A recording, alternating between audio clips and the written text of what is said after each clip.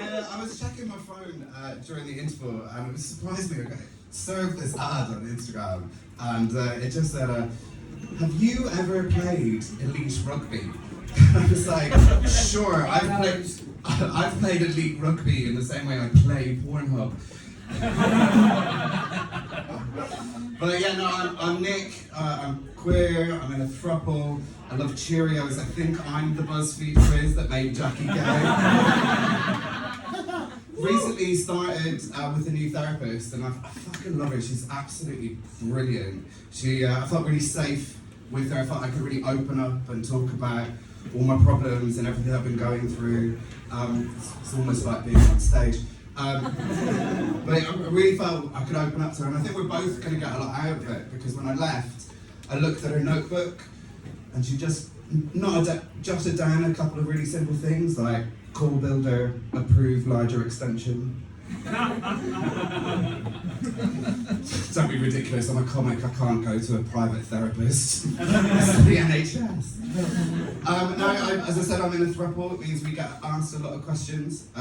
Some of them are really, really lovely, from like genuinely interested people, and they're like, "Oh, wow, how does it work? Have you gone on a spiritual journey that means you no longer feel jealousy or anger?"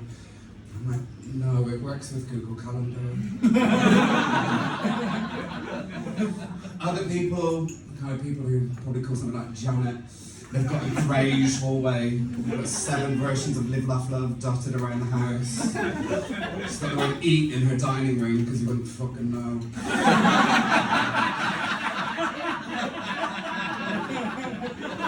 And she's like, "Oh, how can you love more than one person?" And I'm like, "Janet, I've seen your family. I don't know how you can love any of them. Let alone more than one."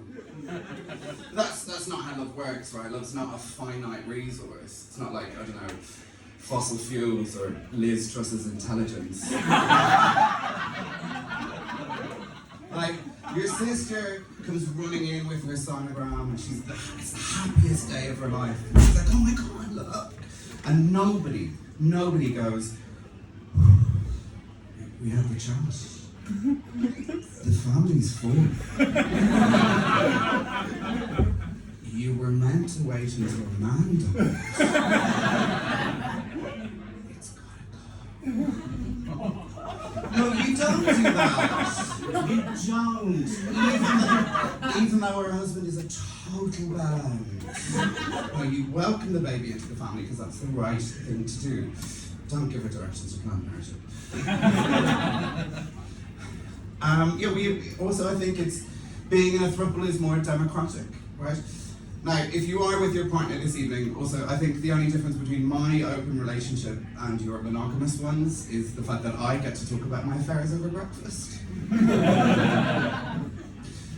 But yeah, it's more democratic, so there's 3 of us, so if we want to do something, we can put it to a vote, and let's be honest, who here tonight has had a partner go, "Do you fancy going to that exhibition?" And you think, absolutely fucking not.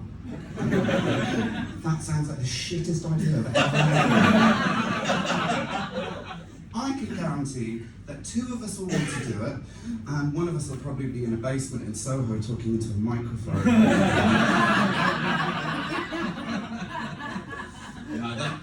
The boys are, as the regulars will know, the boys are super supportive of my comedy. They're quite often my bringer. I think though that's because we struck up a deal. For every 5 gigs they come to, they get to top. It's like a gay Costa card. But no, the other question we get asked quite a lot, it kind of annoys me. It's always like, "Oh, it can't be true love. Like, it can't be true love. Just can't, no, you couldn't possibly."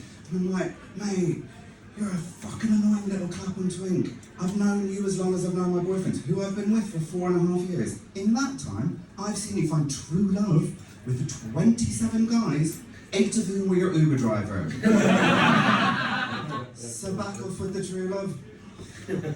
Now, other questions we get asked, things like, "How many beds do you have?"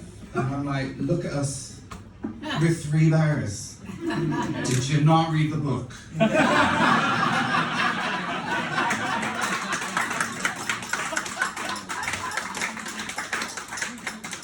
In a totally seamless segue, I also get intrusive thoughts.